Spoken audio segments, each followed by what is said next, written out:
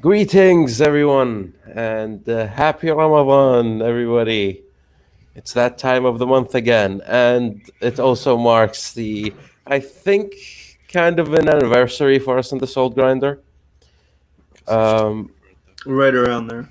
yep, it's part of Ramadan is part of a lunar moon cycle, so it's kind of out of whack with the regular solar calendar that we use. Um, all across the world. So it may not be It's quite 11 the days. Chill. anniversary. 11 days, but it may not be quite the anniversary, is what I'm saying, but it is an anniversary to me. So, yeah, happy birthday to us. From now on, Ramadan will be the birthday of this podcast. All right. Um, but yeah, we're doing US time. So, Arab Money and Antistar can join us here today. Welcome, both of you. It's good to be Uh, here again. Yeah, thanks for having me on this special episode.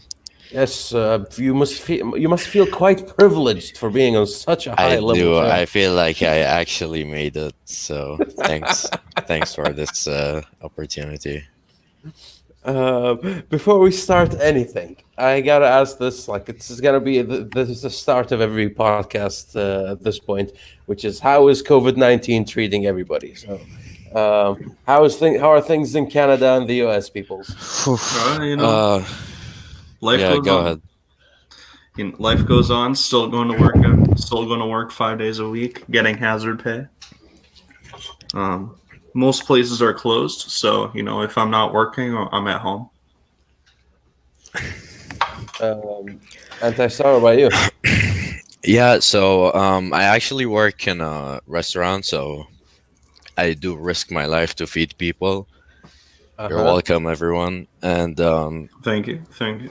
no, but recently, like my boss was talking to me about um like there might be weekly tests for employees for Right. COVID-19, and apparently, like they stick something up your nose, down your throat to like it's really uncomfortable to do that on a weekly basis. So Is there no better it, way to test the thing? I mean, I didn't look deeply into it. I did just like research, but that's what I found out that currently that's how they test for it. Ugh, that sounds horrifying. Yeah. But I mean, if that's happening, no, I don't. I don't need them sticking something in me. I'm just gonna stay at home. It Okay. reminds me of Yeah. like it reminds me of like in elementary school when they told you about how they make mummies, where they stick that thing up the person's nose to like pull the brain out of it. Like I just don't want them sticking anything that far up. Why Yeah, do you know this? Huh?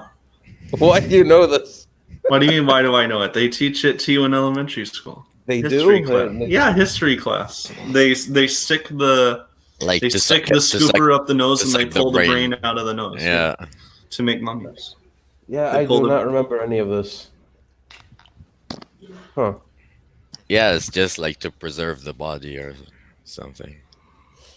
Well, okay. So the real question I asked this is because people are starting protests all across the world to just stop the bloody lockdown, right? So have you guys seen any of this during this week in your states? Not personally, because I don't really leave the house too much. I've seen it on social media. Like people are saying that coronavirus is fake and they're protesting, but they're all still wearing masks anyway. So it's. Our local big boy is having a rough time. They're screwing with his head. Uh, Who, Trudeau? yeah, Justin, he's getting played. Oh yeah, He wants to give people money and give the small businesses money so they Yeah. don't collapse.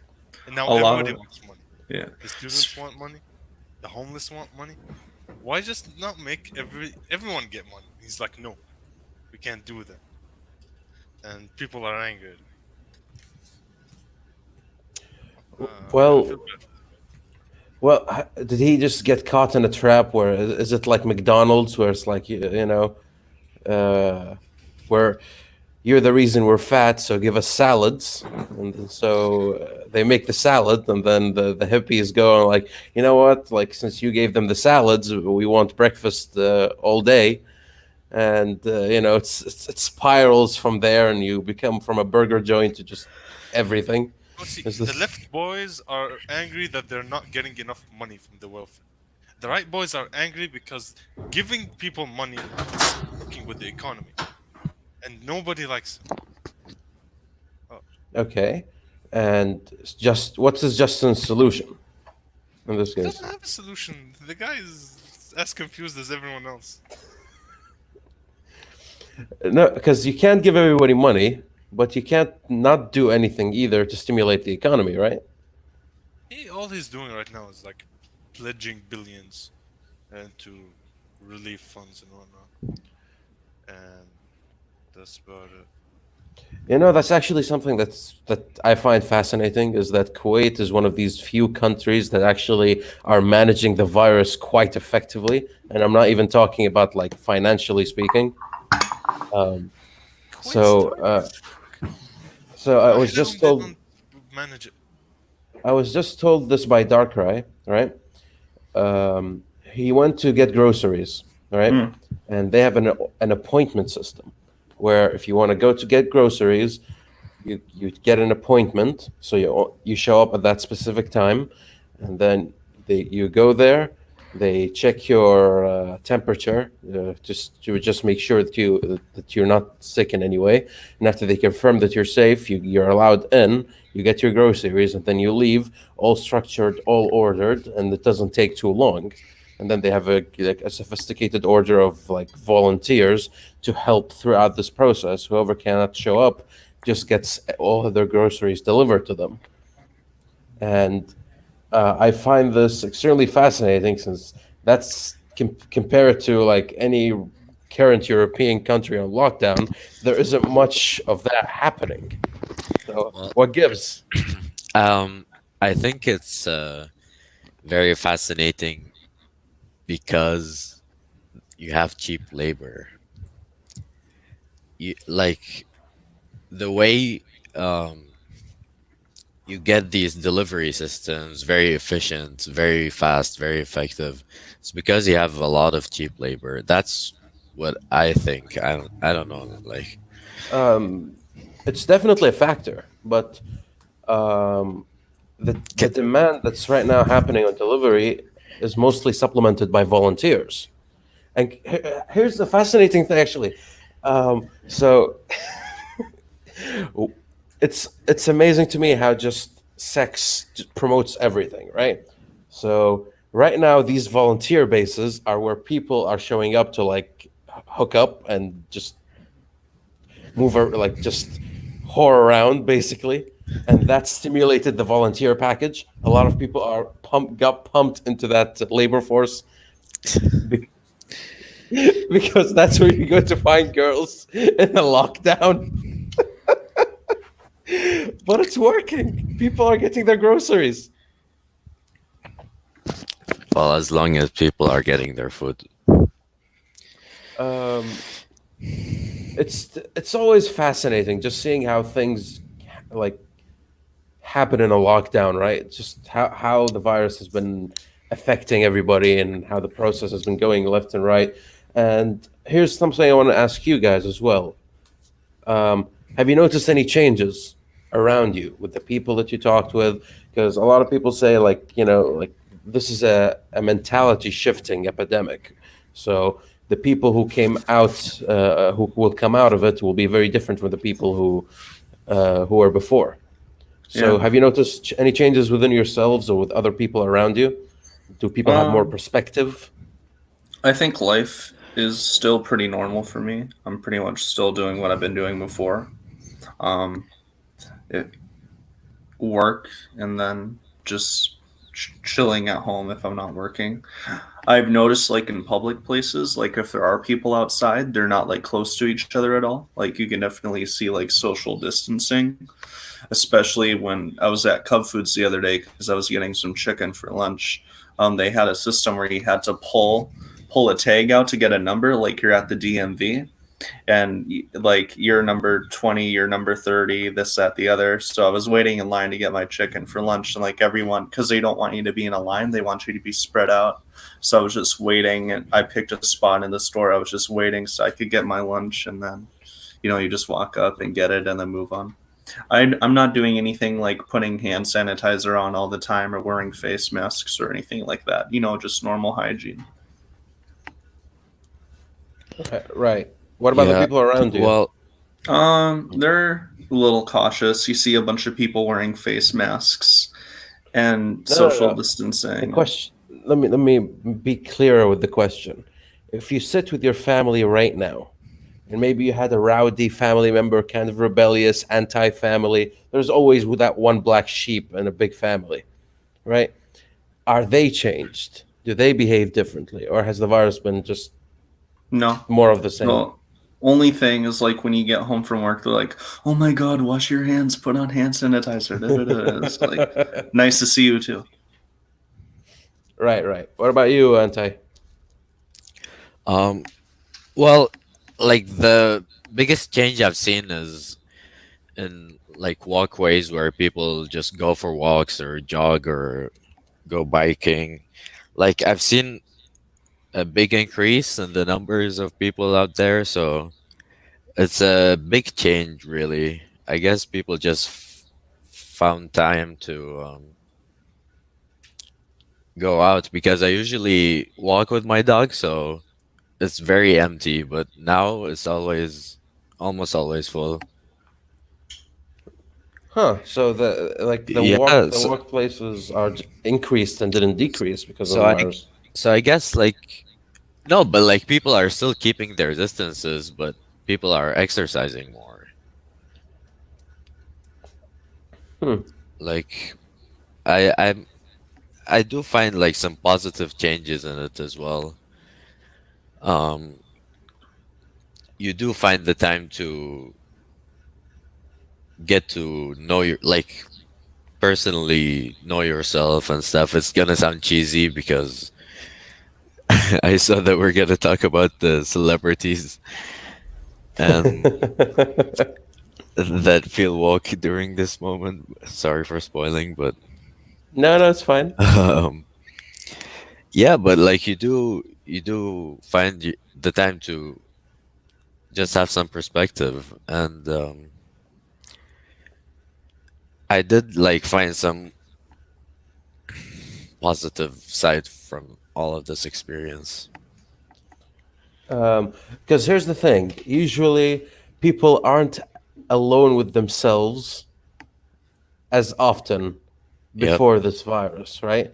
So they don't have to hear their inner thoughts. And if anybody has been alone with themselves long enough, your brain goes to weird places when you're alone for too long, right? exactly. Uh, Not everybody has a family, and not everybody has the ability to distract themselves during these times. If you have kids, nothing changed, right?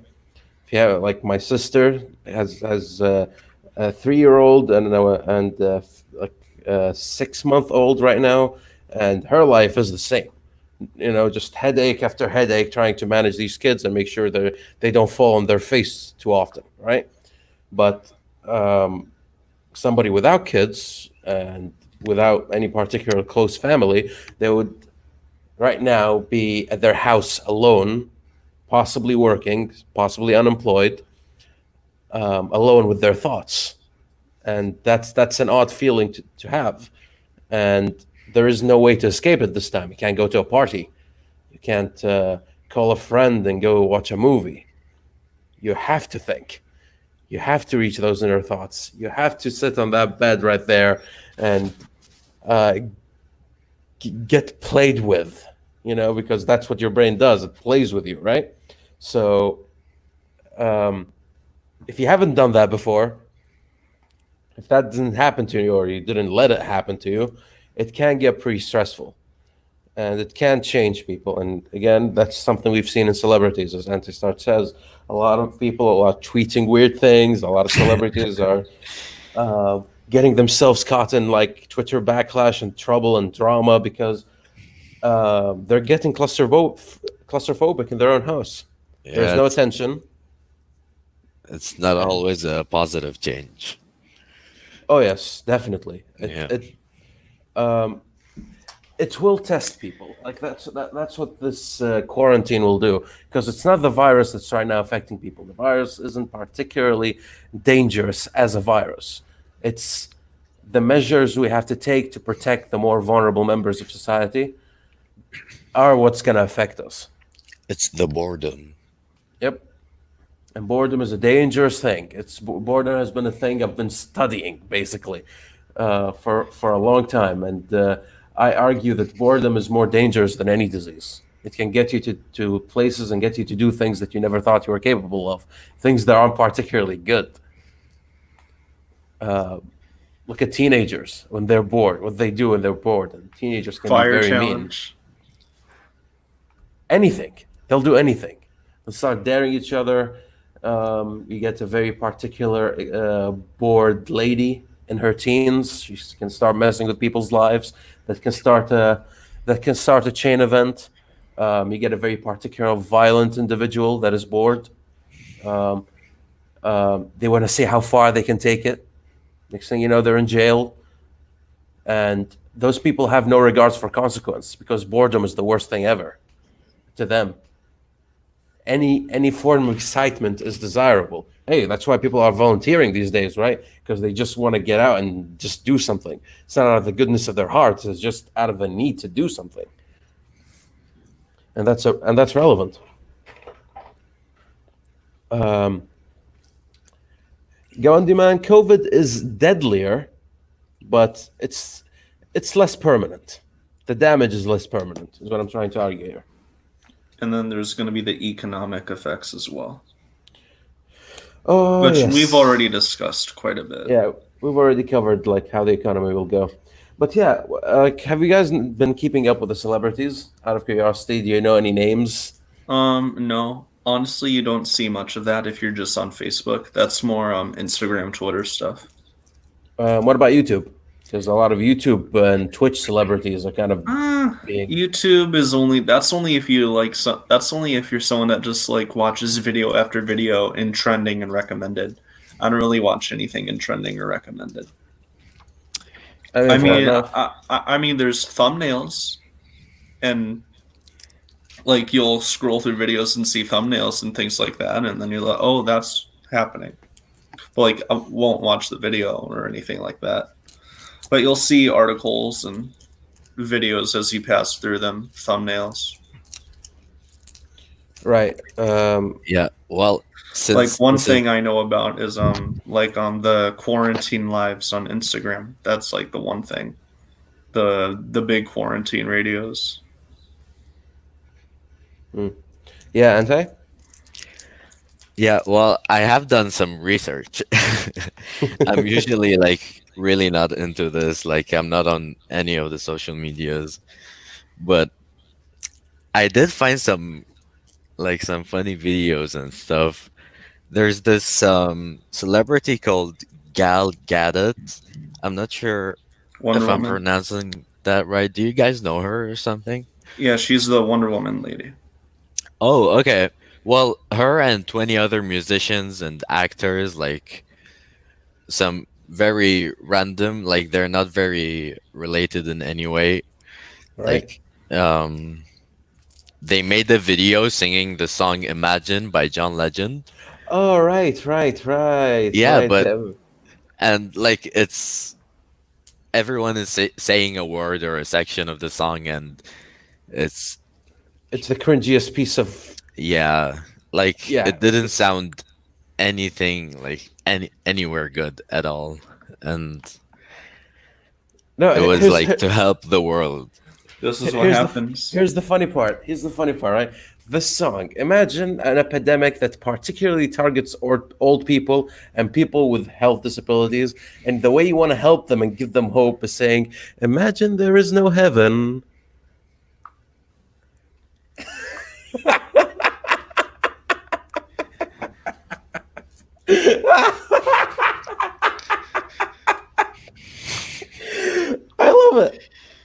I love it.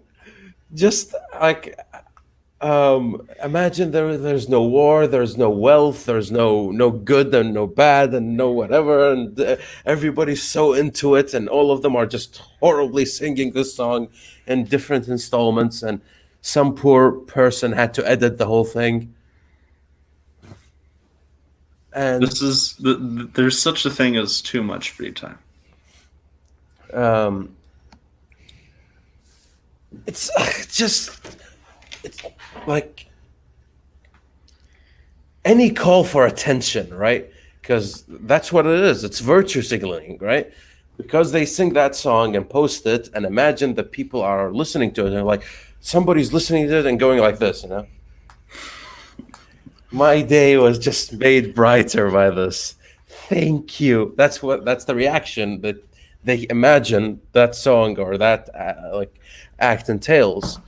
To me, like a few days ago, like I watched like like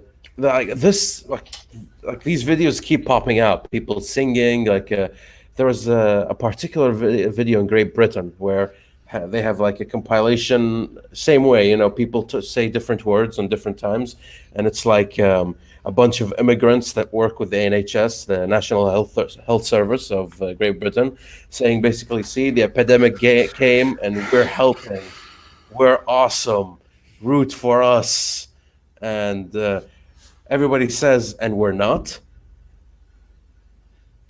Why is that video there? Right? But it's just a bunch of virtue signaling so people can get their retweets and people can feel good about themselves. And frankly, it annoys me. Um, but yeah, how long before they get the memo, you think? They won't. You think they're just surrounded by the usual yes men, and their managers are like, Yeah. keep doing it. Yeah, that's how it goes. I'm surprised nobody made any music during this time, because you'd imagine the musicians would have a lot of more time to actually like make musical content, and maybe I assume something like somebody like Kendrick would have dropped an album and called it the COVID and made some money off that, but none of that. Well, I don't know if you know about M MGK. He's Machine Gun Kelly. Machine Gun Kelly, yes. Yeah, Uh-oh. well, recently I've been watching like his drama with Eminem, and I've been watching their disses. So, like, he's being recommended to me, and he's been releasing some, in my opinion, very bad covers of songs. And like, but he's getting this creative whatever, and he's been uploading a lot of videos. So So just that's, him, I mean, that's the only thing that came to my mind like from what? musicians. But other than that, like It's been Lady Baron, Gaga, right? for example, Oh, Lady Gaga did she something. was supposed to release an album on April 20th, but she decided to cancel it because of the whole situation. And she said it's not a time to promote an album and release it. You know, it would have been actually a very particularly like good publicity stunt to actually release that album for free.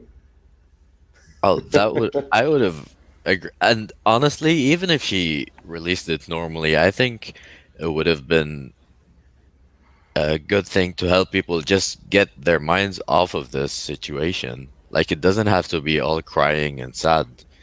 It's like we do what we have to do, but we can still have fun, you know? That's where the gamers shine. You know, every gamer Yeah. in the world is like, "This is the best period of my life. I haven't played so many games ever." Yeah, Right? everyone's clearing out their backlog. This Yeah. is what I do. Yep. TV shows. If you're into TV shows, and there are like you always wanted to get into that I don't know, Better Call Saul. You know, it's 5 seasons now. It's a bit too long. You don't have the time. Well, guess what, motherfucker, you do now, right? Like people can know how to keep themselves occupied. It's the people who always kept themselves occupied via non-personalized media. Those are the ones that are suffering. the media that is dependent on going outside. Those are the ones who are suffering. Like, have you guys seen late night shows? Like what they've been doing. They can't do late night anymore, so they're doing like segments from their house, but they don't have a team of 20 writers anymore to make the jokes for them, right? So The the the Jimmy Kimmel ones are very unfunny. I just saw a couple of them, and I'm like, I'm not gonna watch anymore. They're yeah, just very bad. Right, that's the Jimmies for you. yeah. All the Jimmys discovered or are discovering that if they don't have 20 people who are actually funny behind them, or at least know enough of the comedic formula to produce something that be considered as comedy, um, they're not funny. And it's to me, it's amazing. It's like them finally doing stand up, you know, depending on their clout, and it not working. I love that. Just seeing late night shows. Actually, like Gamandi just mentioned Ellen, and Ellen, Ellen, Ellen is ridiculous. Have you guys have been keeping up with Ellen at all? Oh, I did hear about that. Yeah, I did hear about that. Um, Getting she's been like, exposed. yeah, she's been consistently like tripping on like you know, like constantly all over the year. But now that the COVID hit, she's been particularly spicy. I don't remember what she did this time, but I don't know. She called kids horrible or guilt tripped moms. I don't remember, or maybe said something like, "Yeah, it's okay." Like like COVID is the only time where being a mom has been a good thing because something. I don't know. It's just something stupid. She fired her IT department. Expand. I'm okay. I'm familiar with this one, so there's one after it. Um, but yeah, Ellen's a TV. It's a TV hostess, and none of them are good, unfortunately. Um, now, now that we mentioned gaming, I do want to take a step to Twitch. Has anybody been paying attention to the new Twitch dress codes for our good old thoughts for our females? They finally They're did it. upset. They're upset. Oh. So let me give you guys perspective. So, uh, very simple. Um, Cleavage is in, side boob is out. Um, butt shots are out. The only thing that's allowed for the female streamers right now is the display of cleavage, and anything else would be considered um, outside of the dress code, and they would be punished for it. And this has been like a few weeks ago, but basically Twitch is finally like cleaning up their act when it comes to this, because they've always been vague and now they've been clear, and the reaction is expected. Um, no, the audience doesn't care, but all the streamers do, because they're like, you are directly hitting our wallet here. A lot of people click because of side boob. And now we actually have to be good at games or something in order to actually be able to make money, and that's kind of too much. So I don't know. Is this a good thing or a bad thing? I'm not sure. What do you guys think? Well, I know people have been moving on to Mixer a lot lately anyway, ever since Ninja went there, just because they wanted a place that actually focused mainly on gaming content again.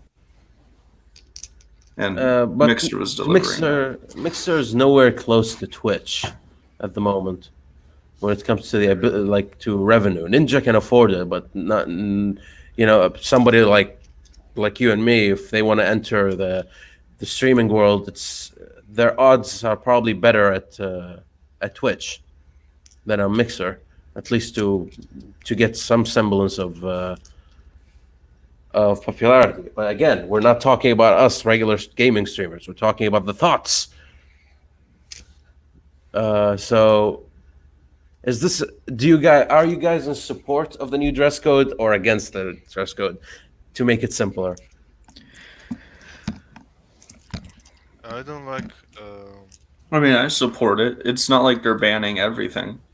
It's not like they're becoming purely dogmatic in their approach. There's still some leeway in there. Well, I don't really know the history of the whole like situation with Twitch and the parts females can show, but like I guess this is the only way they can control it. So it seems fair.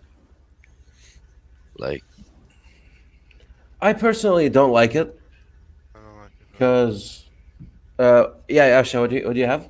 Um, I only like so long as they put orders, they maintain the sort of order of the website itself. So as long as it doesn't become a porn website, that's fine. But really, simps are gonna be simping, no matter what rules they're gonna put. So it doesn't really matter. It's a And meaningless rule. that Yeah, and that's precisely my point, right? Here's the thing. For every business, you have to have like the money printing formula on one side and then the creativity on another side. That's something I noticed, and Nintendo, for every like creative step they take, say Splatoon or Arms or something like that, they gotta have like that Mario or Zelda game that is almost guaranteed to make a ton of money, right? And the reason they have both, one very formula like, in order just to would be a comfort zone for the purchase, and is to support the creative product. Now when it comes to Twitch, the money printing formula are just the females playing video games. That's the one that makes the most money. It gives the Twitch views, and it gives simps the ability to simp, I guess, right? And people know what they're clicking for, right? But if you put a dress code, you're just inadvertently adding more rules to something that doesn't seem to need more rules, right? So once you introduce that hard rule, that okay, cleavage only, everything else bad, um, there's a bit more tension in every stream you're gonna look at, and I'm always against less rules, not more, because it just makes things comfortable. People know what they're clicking at. How about you give people the ability to decide what to click on instead of dictating what they should click on? You know?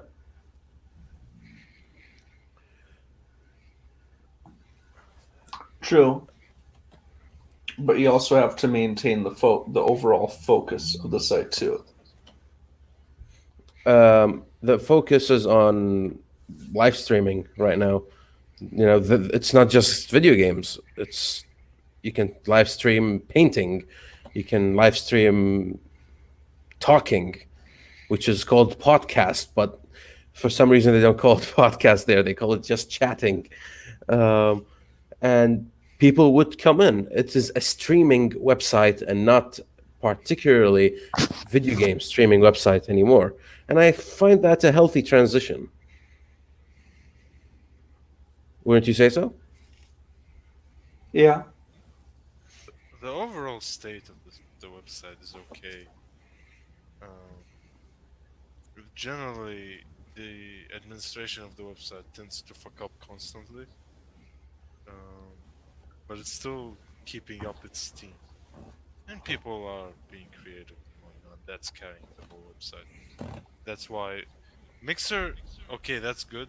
It's good what they're doing, but they don't have enough people to warrant anyone else wanting to go there. Okay, Ninja. Who are Ninja's fans to begin with?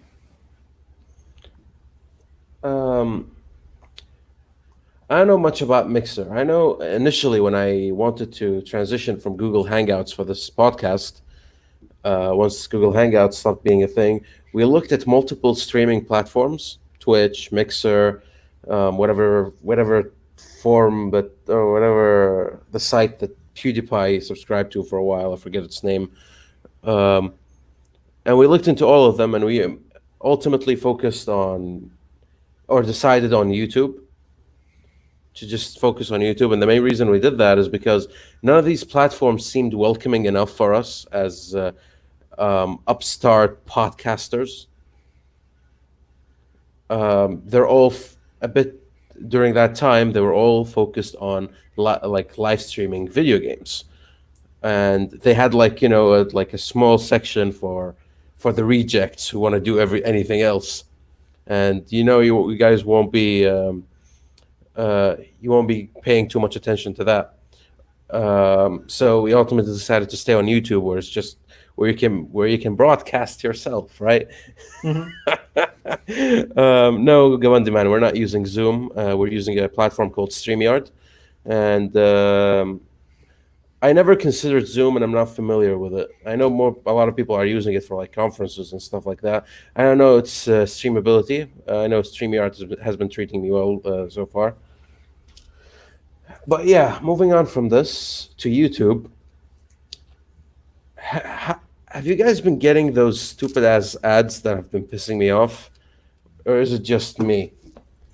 Um, I have ad blocker, so I don't see Which anything. ads? Also, you're a degenerate. Carry on. the only reason I don't have ad blocker on is because I want people to get that pocket change from me. If I want to click on a guy with 5,000 views and he gets an ad, I'm happy to give him that pocket change. Regardless, the ads have made me consider ad blocker. So it goes like this: there's a beach, you get a guy with a beard, okay, and very well combed hair, which kind of pisses me off, okay, not offended. And he goes like, this once this virus shit is taken care of, people's things will change, and you have to be magnetic, and blah blah blah, and it's like how to get women, right? And then the next ad, is somebody in the house walking around is like blah blah blah blah. Here's the path to success, and there's and then when I'm like, oh, this is horrible. Suddenly YouTube just hits me like YouTube knows I had enough of these guys. So if I'm gonna write anything on the internet, I need to get Grammarly, right? And it's just those three over and over again, a loop. And I don't know, like, what happened? That and like that fucking stupid ass fucking game. I'm fasting, by the way. Raid Game, Shadow Legend. No, not Raid. Raid is on the regular YouTube video. Rise of Empires, right? I keep getting ads for this game now. It just But keeps my showing friend, up. the best strategy game is that you can build everything up with the bare hands. Did you get And that it's one? like, oh, let me show you how the gameplay goes. And it's just them doing this, and nothing is happening, and all of it's pre-recorded. They just do this for a while, and it's just, what happened to ads? There used to be better apps. What happened? Speaking of ads, another topic I was gonna bring up is movie trailers aren't good anymore. People don't know how to make good movie trailers, and I don't think they have for a very long time. Movie trailers. Well, They show too much. Remember when movie trailers used to have like the narrator, and they could just show a couple clips and have the narrator describe the movie in a world before, like that one guy. yeah, I think that makes less money than showing you like a snippet of how the plot is gonna go, like, because people would like the trailer to them right now is considered more of a sample rather than a But trailer. most trailers show too much. I agree with you. They show a bit too much, but if you show people enough, apparently they buy more tickets. So uh, it works, don't you think? People 'Cause are that's still the- gonna see the movie, but like it feels like a Here's the lost thing. art to be able to What's make genuinely really good, really like a really good trailer. Well, what's the job of a trailer? To get you to want to see the movie. These modern trailers get more people to watch more movies. So arguably didn't they progress the art form rather than regress it?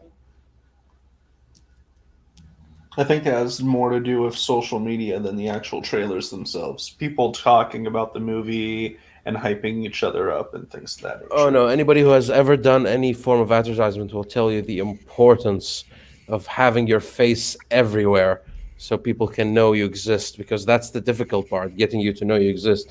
That's how Trump saved up on advertising. He would say something outrageous and everybody would talk about him and suddenly everybody would know he exists. And that's how he got like free advertisement. Um, it's all about just having people realize that you're relevant and you're part of a hip discussion. You know, like they did an advertising line in Kuwait that I despise.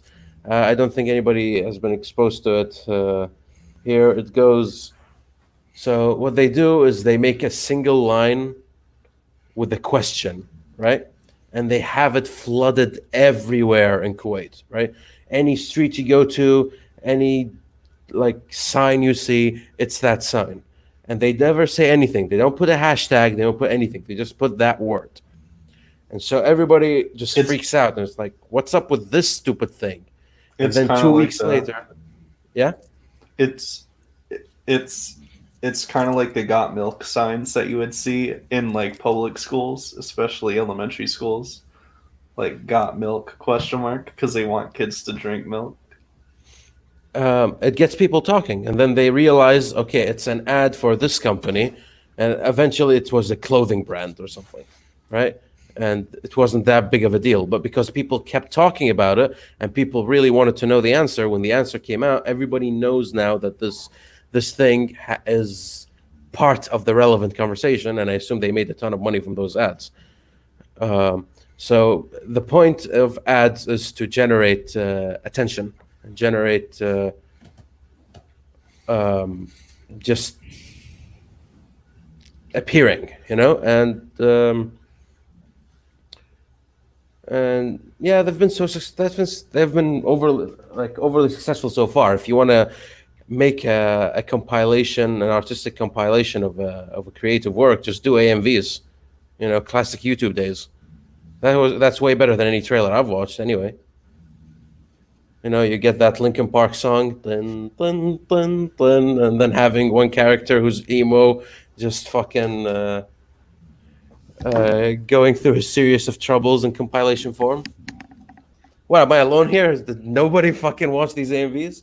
Or I did, but I don't think they're a effective replacement for trailers. Not at That, all. yeah, because they're better. What happened to AMVs? Um, they moved on. What do you mean they moved on? Nobody moves on the internet. People got lazy, you know, when people figured out, oh, I can just sit here and do a fake live reaction and then do a 10-minute review where I don't actually review something, I just talk about it for 10 minutes, like with the For Never Worlds and this and that. When people found out they could just be lazy, they stopped. Oh, I mean, wait, I fair, don't have to do all this work and get views? I mean, fair enough. The YouTube game has changed over the years, ever since the retention time became more important than the view itself. So, 10 minute, you can't make a 10-minute AMV without dedicating a full month, right? So it's gonna be, yeah, fair point. The YouTube changes, but yeah, we have people who have been quiet, so I assume we wanna shift up subjects a bit. Um, Online courses. Some of us have been exposed to it. Some of us haven't. Curious. Are you guys for online classes or against online classes? Absolutely. For? Yes. Why?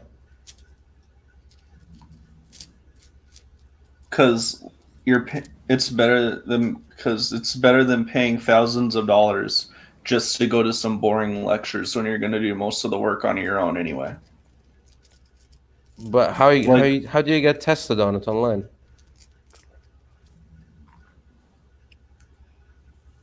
they have ways. There's new software like that will detect if you have multiple browsers open, and that like uses your camera. So they have All right. ways to properly. They have ways to test you online now. Okay, fair enough. What about the other very quiet individuals on this live stream? Well, I didn't like. I'm not having classes right now, so the only thing I know about it is feedback from other friends who have it, and it's always positive, you know. So I'm for it. Online classes are shit. Ever since they started, uh, you can say I couldn't give less craps, and as such, my grades were shit. Is And it? I Do don't you mean care. like online lectures or like a full I said online course like Udemy lecture, classes? online finals. I barely studied half an hour before them.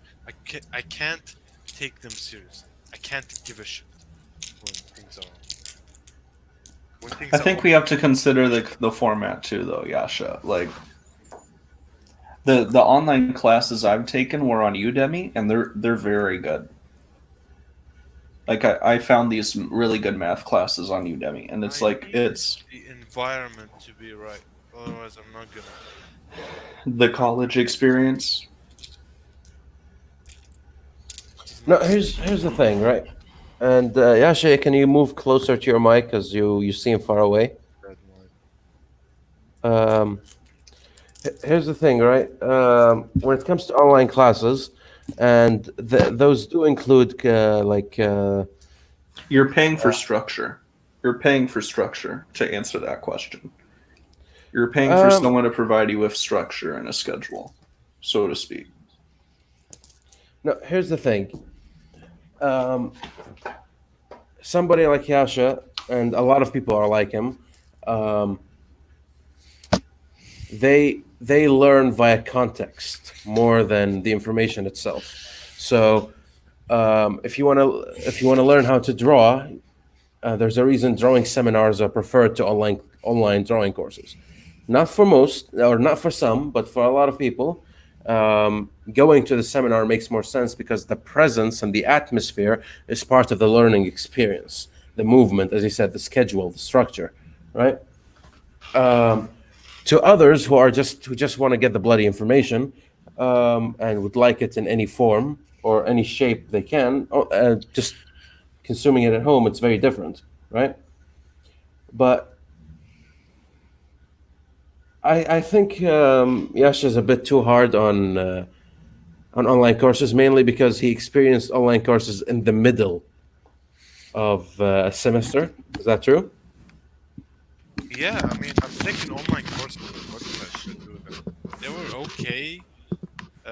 The fact that I don't have grades and I don't have anything to worry about is just me learning things that I'm curious about. Sure, they are fine over there, but I don't want to put effort, so to speak. The second things became the mind. Just it's not. It doesn't feel right. What am I gonna put effort in? My design class. I can't get to design things anymore. Can't get to work on projects anymore. Yeah, actually, that is an interesting thing Not about that what an else? online course. How do you do the practical work? The only thing I really care about in my in engineering school is all the practical work. Like doing the math things when it comes to exams, I'll do that. That's fine with me. Thermodynamics, I'll do math. That's fine. But all the labs and all the courses have labs. Missing out on those, like, what's the point of it? What do you think, Arab, about this? I agree. I think it's a balance of information and context. If you don't have a preferable environment to be able to get the work done in, then it's going to affect your ability to concentrate and excel. And there's more than just Well, then, how about not college online courses, but online courses on sites like Udemy to bring it to Gabandi Man's comment, which is that, according to him, just uh, do not take online courses from like places like Udemy or stuff like that because they give you a certificate, and you're paying for essentially a false sense of achievement that you are learning this course even though you're not. What do you think about that? Like those types of formats? I think they have value in the sense that it provides you with a pathway to follow that you don't have to, because I think people don't understand just how much time it takes to learn things and do things completely on your own without any form of structure. Having to spend hours just digging for information to work with before you begin doing actual work once you have the information you need anyway. Right. Okay. Here's the thing. Gabandi man, you've made an interesting point here, which is that you want to see chemicals turn purple when you mix them in your life. Just look it up. Like, why do you need to look it up in real life? See, there's a problem here, because seeing it on YouTube is very different than having an instructor oversee the process of doing it. People can watch people speedrun video games all the time and understand the deep intricacies of every move that has been done during this entire speed run, but they wouldn't be able to do it because No they've never experience, actually no tried. muscle memory, no. Exactly. Mixing chemicals isn't just about seeing what happens and adding this with that. It's also how to manage your bottles, how to manage your samples, how to count time, how to multitask, how to make sure things don't, things heat up and things don't, how to use the proper apparatus. Because if you're a chemist and you wanna work in a lab one day, you need to know how to operate the apparatus, and all of that cannot be learned through an online course. It must be done by hand. I like when I've taken chemistry, the chemistry lab 101. I still remember. I took an easy A, like a sleep, and everybody thought I was like an A student because of how good I managed the lab. Um, when when all I did was just follow instructions, right? I'm very good with practical, and a lot of people are very good with theoretical, and they know better. They know way better than me, but they cannot get to my capabilities in practical. And the reason they can't is because they focus too much on just looking at something as like blue plus green gives you this color instead of turquoise or whatever, instead of actually mixing the colors and learning the feel of it, right? And all of that happens from direct experience. Otherwise, there'd be no point. Yeah, you can learn something like history online. You can take an online history course.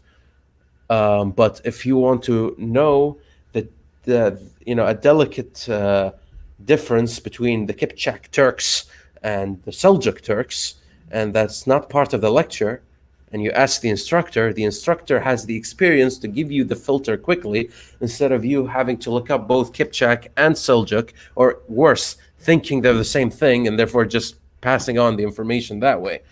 Again, the point of the instructor is to save you that, as you said, A-RAB, hundreds of hours of research. Instead of it being 100, you can cut it down to 10 via the help of an instructor. I can tell you from firsthand experience. It took me months, weeks and months just to get a reasonable understanding of like personal finance and financial literacy, just because there aren't really classes out there in public school or anything like that where you can learn it. So you just have to spend hours upon hours digging through different YouTube videos and articles and channels and taking notes and notes and notes and filtering what's bullshit from what's important before you actually come up with some form of structure. And that's not even like actually applying the work and researching it itself. That's just figuring out what you need to know before you can even do work to begin with. So imagine like there's classes in school. You're essentially creating the class before you even do the schoolwork for that subject in the first place, because you don't even know what the subject is. You have to figure out the concept on your own without having a teacher be able to explain it, because they already went out of the way to filter all the information for you and give it structure. Right. Okay. So, Gabandi man, you say as a guy in ITA, I have zero use in my life for learning proper via discipline. As a guy in IT, you code, right? I can't imagine a job requiring experience, direct experience, as much as coding, because fucking up the lines of code that means hours of extra coding work. So starting strong and having the experience to start strong is a good thing, right? So having a proper instructor with proper training give you that proper training would skip a few steps when it comes to experience. No, again, I'm not particularly versed in IT. Maybe IT is more is less about coding and more about other stuff. But um, discipline is actually a fun thing. Are you guys pro discipline or against discipline Bro, of course. in education? But What do you Because I don't mean? know if I'm for it. What do you mean by discipline?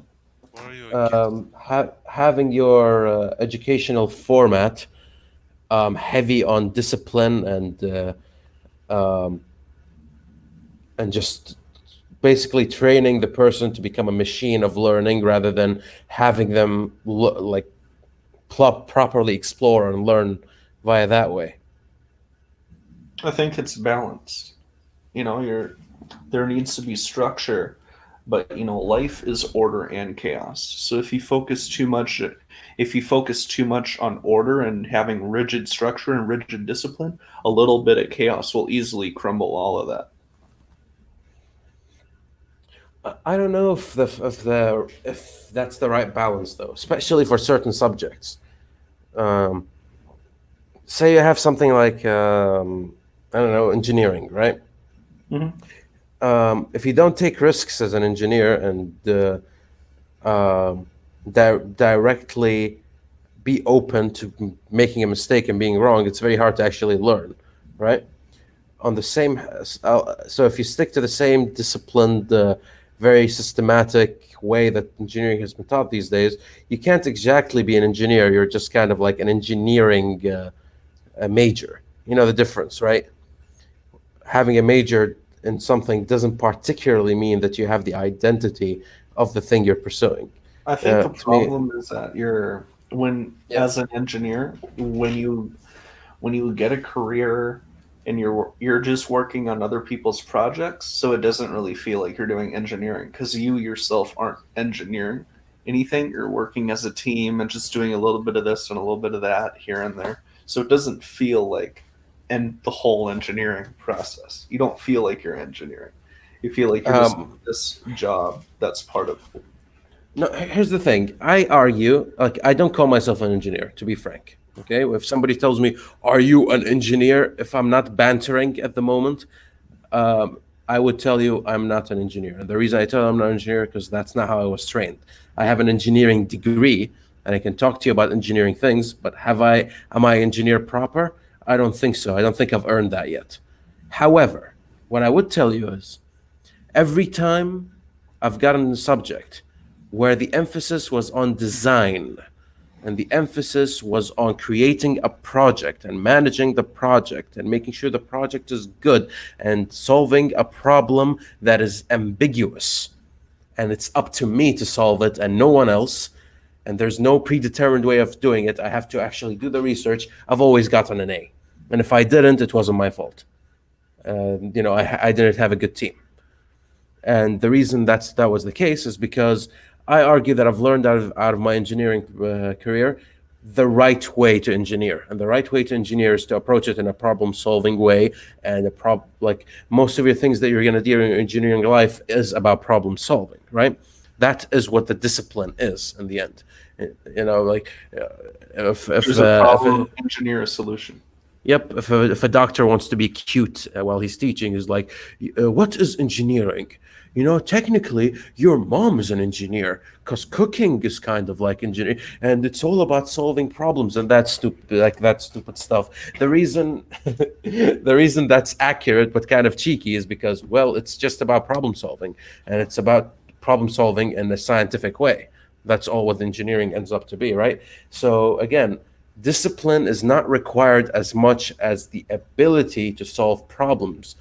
Whether I got that via discipline or via anywhere else shouldn't be relevant, but there is an emphasis on discipline there instead of actual having people use their own methodology on it, because without using your own methodology, you won't really get any particular benefit. That's my argument here. Um, with that said, though, Gabandi man, you said that the education system is a farce, and people need to learn things that are relevant to their chosen path. Yes and no, in my opinion. Let me address what I mean. Um, Knowledge is never bad, and being knowledgeable in subjects isn't bad. Should you have learned about chemistry, and how much you should have learned about chemistry are very different questions. What I mean by that, of course, is um, knowing general chemistry is good. Knowing how to mix chemicals as an IT guy, that doesn't really make sense. So I agree with you on that, right? So there is some tweaking to be done.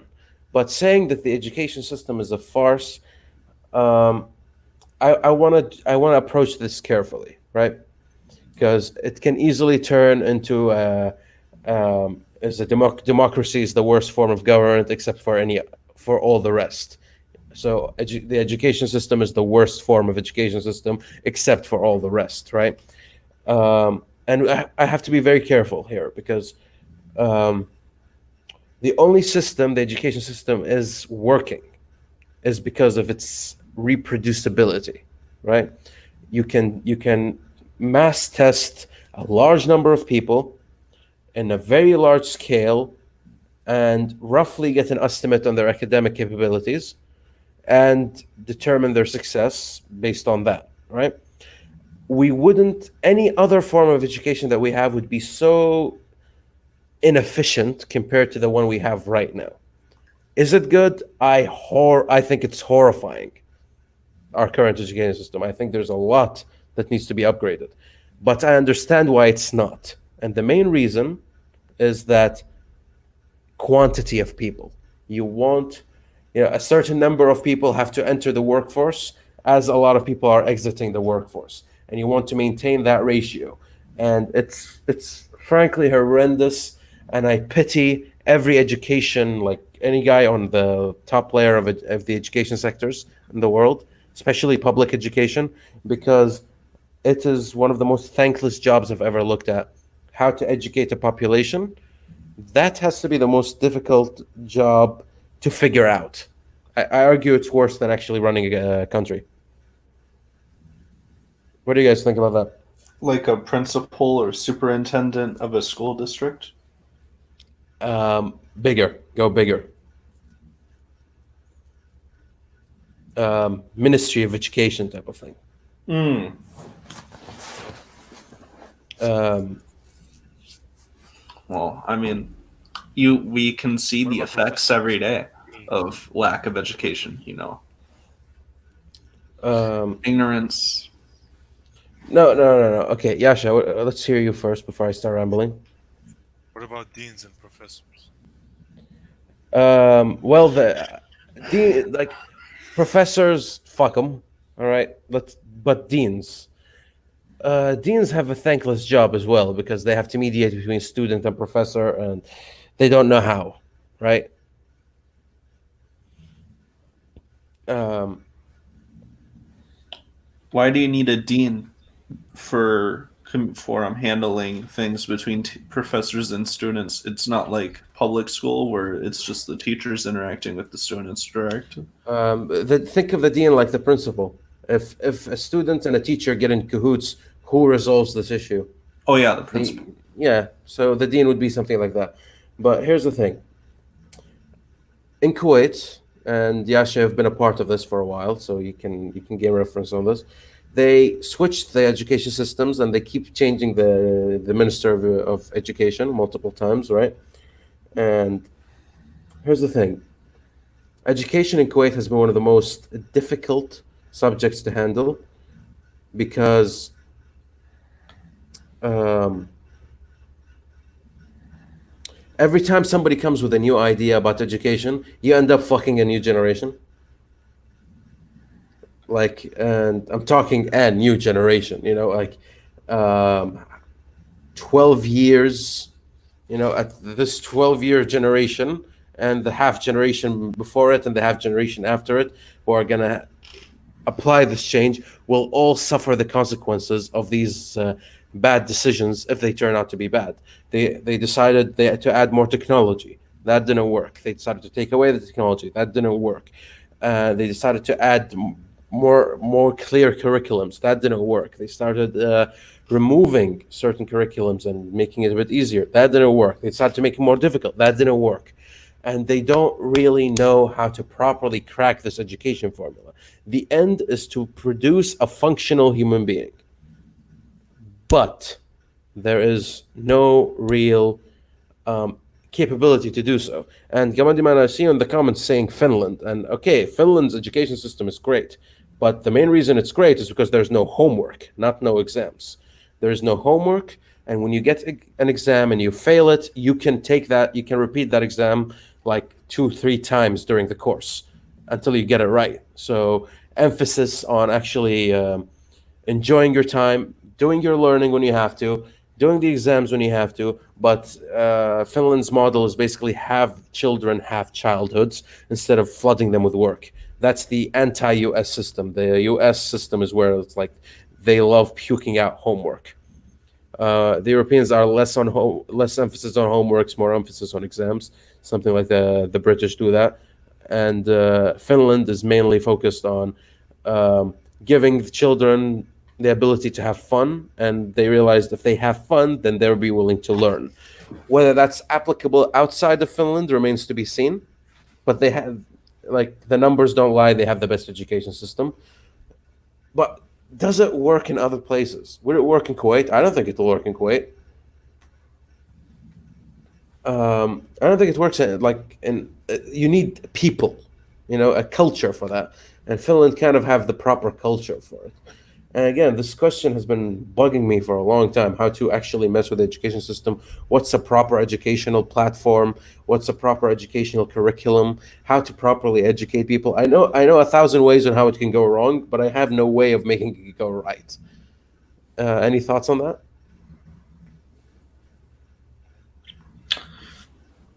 To begin, in terms of like a no homework education system in the United States, just the way education is,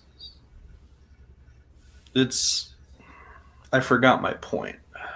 Have I been rambling too long? No, it's not that. I There's a just massive cultural Yeah. element to education that you can't get over. Everything from culture to language to religion, they have to come into effect. You can't take someone else's model and try to apply it in your country. That's like taking another language and trying to apply your own vowels to it. You're bound to stuck get in an their accent. ways. It's not going to turn out the way you want. Especially with stuff like how parents raise their children, for example. These parents have been taught in a certain way, and they might be for the way they are taught and want to maintain that tradition, forward it, thinking that, hey, I turned out great, so if we do the same, they'll turn out great as well. Some Yeah. might resent it and think they can do better. But so long as you have that element, that My alone way or can the fuck up highway any parenting. massive ground roots. It's not my way or the highway. It's more so that if you want to make a drastic change in the education system, the parents will not help you with that. At least a good portion of them. And the way they will raise their kids with their culture will greatly influence your results. And when you get terrible results, you're gonna want to go back, and then no progress is made. I think that is the biggest problem with Kuwait's approach. They want to change, they want to advance their education system, but they do it for like 1 year, then they freak out, it didn't work. You have to realize it has to be not done for a year, Yeah, it has not to be 2 years, done on like a for cycle. generations. Um, You have to make kids with a new mindset, and they're Actually, that's actually a part that is kind of sad. In order to get an efficient education system and make sure that it is the proper one, what you need to do is apply 3 different models on or 4, effective models on 4 different samples. for a 12-year period, which is what it needs, which is what is required. Actually, more if you're going to add college. Let's say a 20-year period, right? In a 20-year period, you need to have four different samples and educate those four different samples differently in different routes, and see how they progress in their 20 in those 20 years, and then see who gets successful. And based on that, that's what you do. That's what you get, or you measure these results, and then you find the way that is most applicable for your country. But as a result, 3 out of 4 of these samples will probably be fucked for the rest of their lives. So can you do that experiment?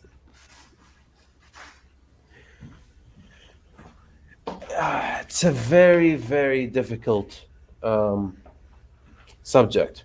And I think it all boils down to this. It's not the government's job to teach the kids, in my opinion.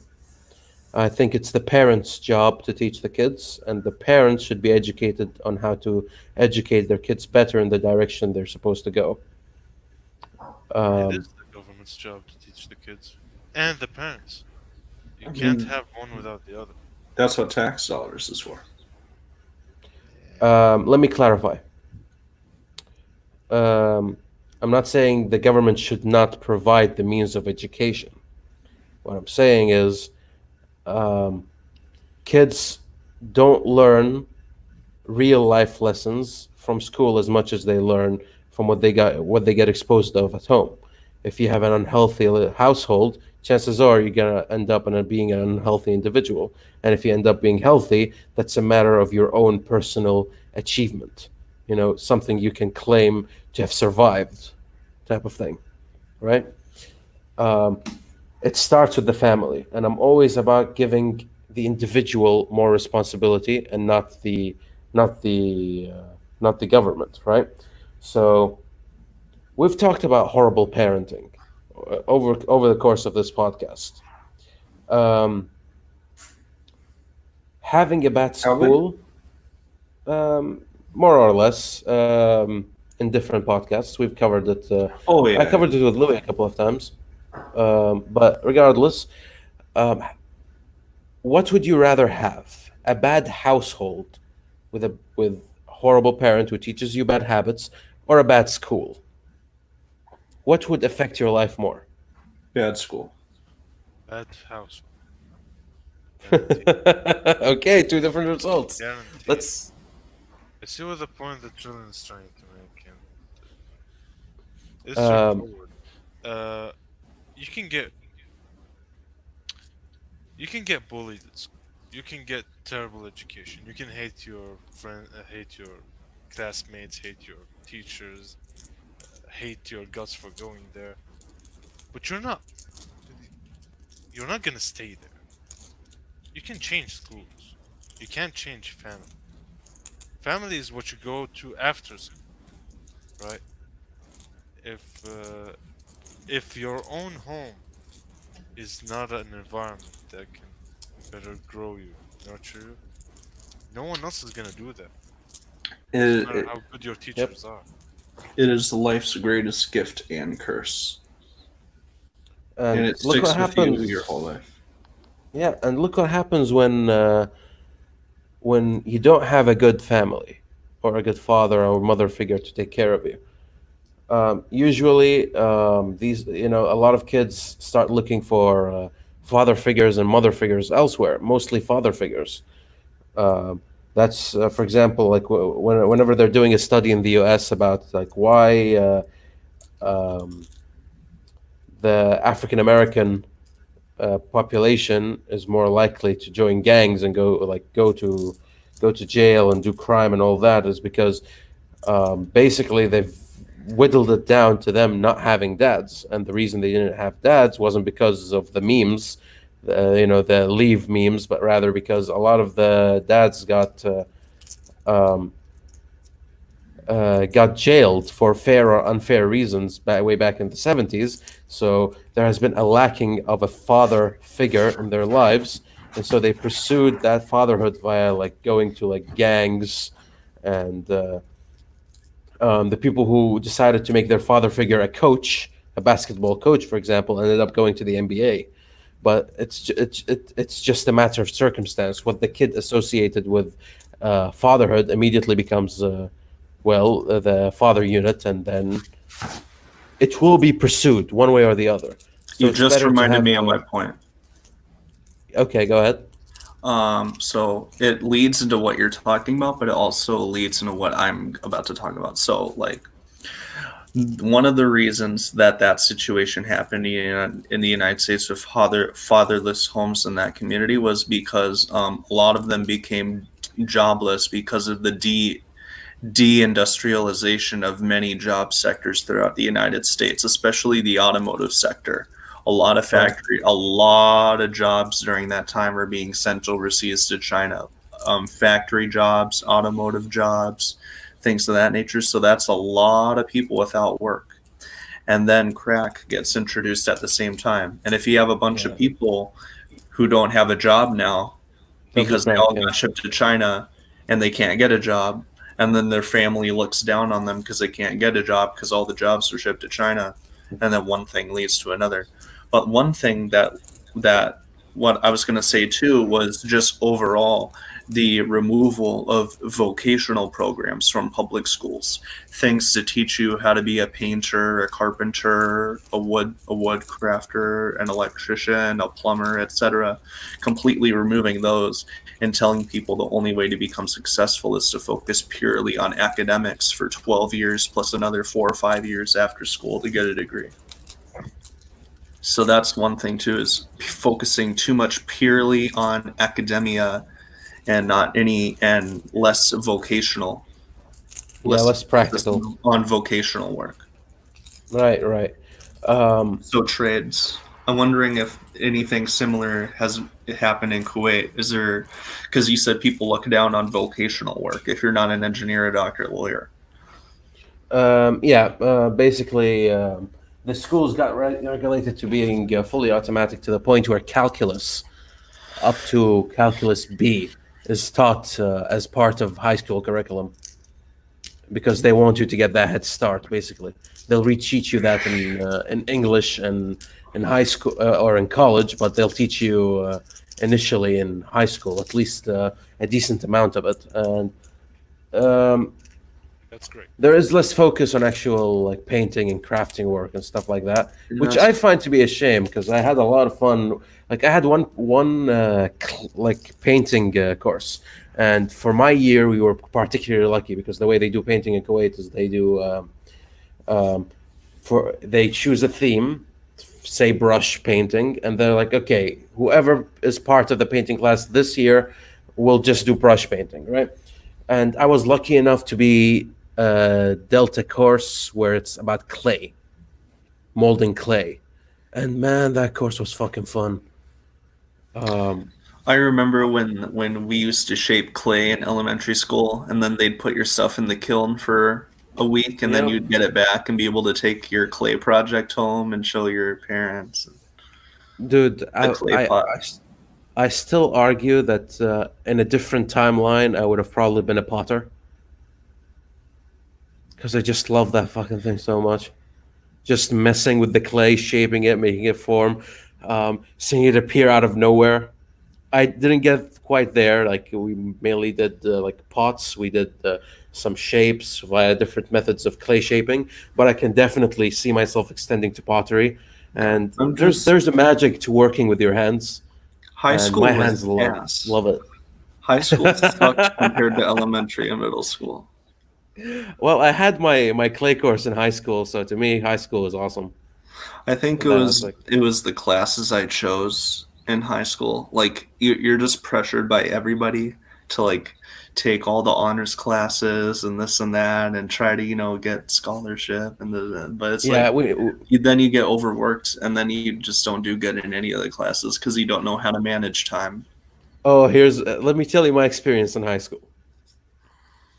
I would wake up half an hour to an hour before the exam. I would read up on the material, and then I'd get a B plus, which is the minimum requirement to enter engineering. And that's That's been exact. my and I just made it. I had the. Here's the thing. I wasn't smart academically. Okay, I wasn't a genius, but I broke down, and that's what made me get ahead. I broke down the test formula. Okay, I broke down how basically they make multiple choices. I broke down how they make questionnaires, or like like questions justify and stuff like that. And I found out the way you can get half answers and pretend to know the thing, basically. And I used that to hard carry me outside of high school. I came out of high school not knowing shit. Besides the mathematics, you can't get away with it in mathematics, and I actually like mathematics. English, I was pretty good at it, but think like chemistry, Yeah. physics, Hmm. just I blazed through it just because I broke down the formula of how to do so, Hmm. and so I had more time to like do stuff in my high school, which actually kind of turned out enjoyable. My only regret is never taking music in high school. Honestly, I should have done piano. I Looking tried back. taking music in school. I went to the band teacher in elementary school, and I asked him, "Hey, I was wondering if I should join bands and could I try out the saxophone?" And he was like, "Sure." And I played around with it for a bit, and I wasn't quite getting the hang of it. And he said, "I don't think this is the best fit for you." And then I just dropped it. That's something that music teachers would tell you if they're too lazy to teach, because what he was supposed to tell you is sit down, let's work on it, right? That's what we were supposed to do. But here's the thing: I found like I've got an experience like this once where we were in, funny enough, in elementary school, and the teacher basically went and gave us all drums, like a drum and the two sticks. They're In like, elementary school over in the United States, it was the recorder. That's the instrument everyone plays in elementary school and music class is the oh, recorder. no, for us it's like like there are a ton. There's like the classic what keyboard and whatever. And what they usually want to do is uh,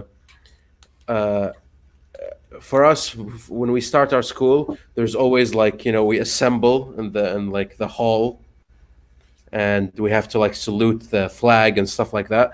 And to salute the flag, we usually have a school band who actually does the music for or the anthem specifically.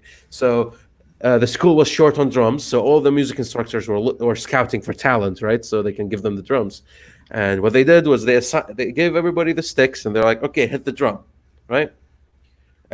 So everybody like hit it, and they waited for the person who kind of hit it right the first time, and then they took that in. And I still remember when they gave me the drum, I sort of did it, and then later, after he scouted for everybody and filtered them out, he's like, "Here's how you're supposed to do it," and then he did it. And I'm like, if he had showed me this, I would have probably been the drummer right now, but because you waited to show me the technique.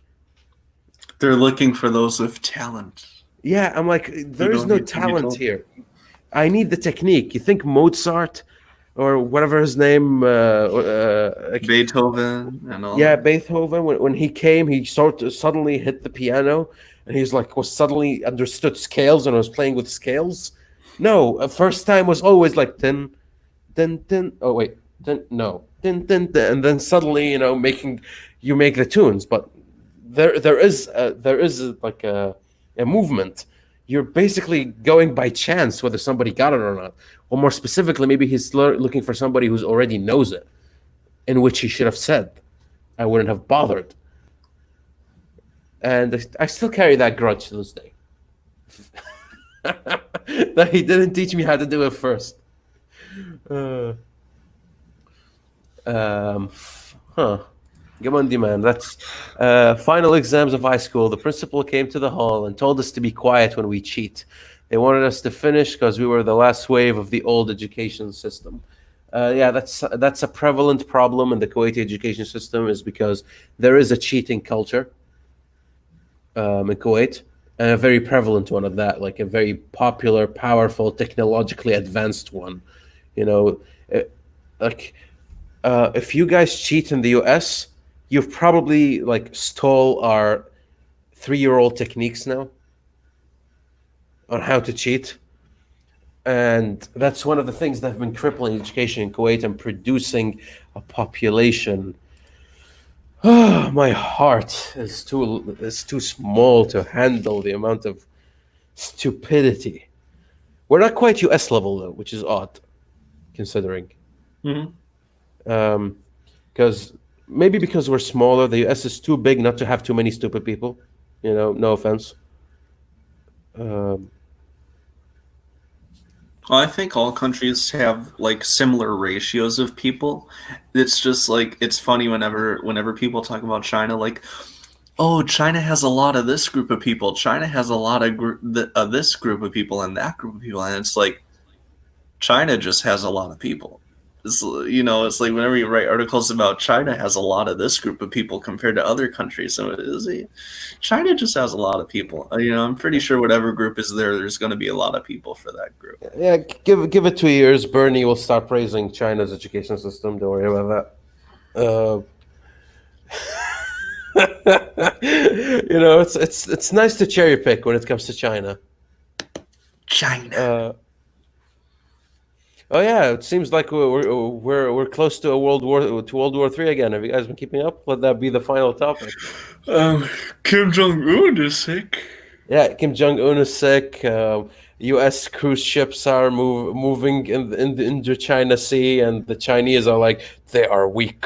We have to make move, and the Chinese Oh are yeah, moving too. And then that's one thing I was actually thinking about is like everyone is laying back right now. Like now would be the perfect time for one country to be like, now would be a pretty good time to start a war if we wanted to beat somebody. I think that's what China is going for. Honestly, I think uh, I think the U.S. is catching on to the fact that China might want to go for it though. dude, last time China tried to basically steal the Indochina, like sphere of influence. The U.S. came hard and strong and muscly, and they were like, "Fuck no!" And China had to back down and keep the waters international. Well, right now with the COVID crisis and all that, I think China's smelling the weakness, and they think they can get away with it this time. Oh And yeah, that's one thing that's always fascinated me. Like the legality of the ocean, like international waters, this water, that water, and how like different countries interact with each other on international waters and all that. It's like that's one thing we owe to the weird British. situations. Uh, that's the British did this international water nonsense so they can go everywhere. Um, But now other people can use it since their sphere of influence isn't as big anymore. Like these are international um, waters. yeah, they will keep using this international water argument because it's convenient. Because otherwise, the person with the biggest navy gets to dictate the entire world, and that's a problem. So they're like, okay, you have like I don't know, 20 kilometers after the ocean, and this is your influence, your sphere of influence. Anything else is international waters. We can go there if we want, and that actually raised a big problem because right now people are looking into sea platforms to have Mm. more like habitable land. So building basically land on the sea, on the top of the sea. And so, if you build it in international waters, what happens? Who does it belong to? Is it now a nation?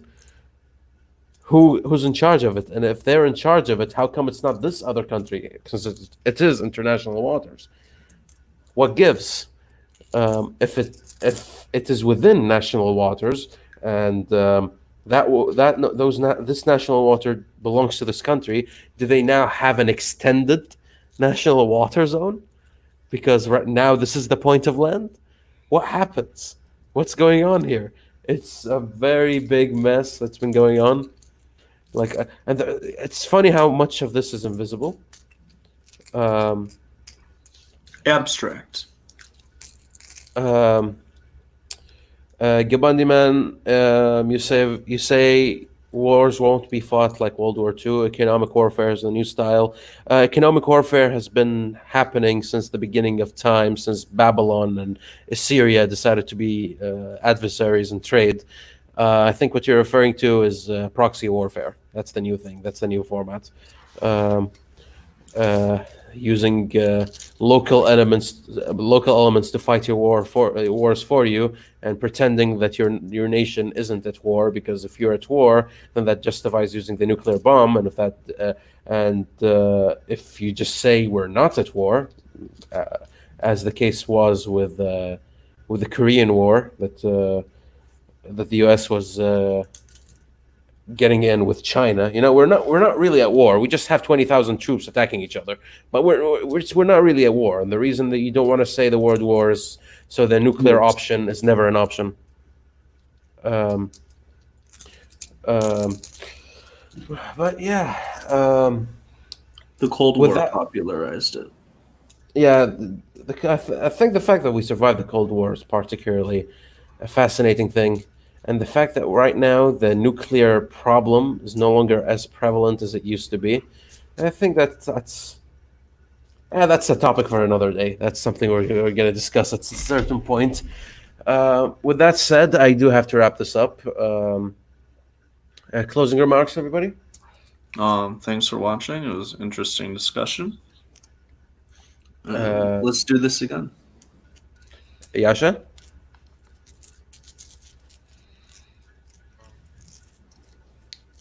God bless Trump. All right. Thank you, everybody, for tuning in. Gabandi Man, especially. Like, if we were still doing MVC, you would be MVC right now. That's Uh, the remember we have a Discord and we do stuff there. We have the Minecrafts and we have the Gwents and the diplomacies and other interests. Link in the description below. You can see it. Thank you all for tuning in. Thank you, Yasha and A-RAB and Anti, for showing up. And we see you guys on the next one. See you guys.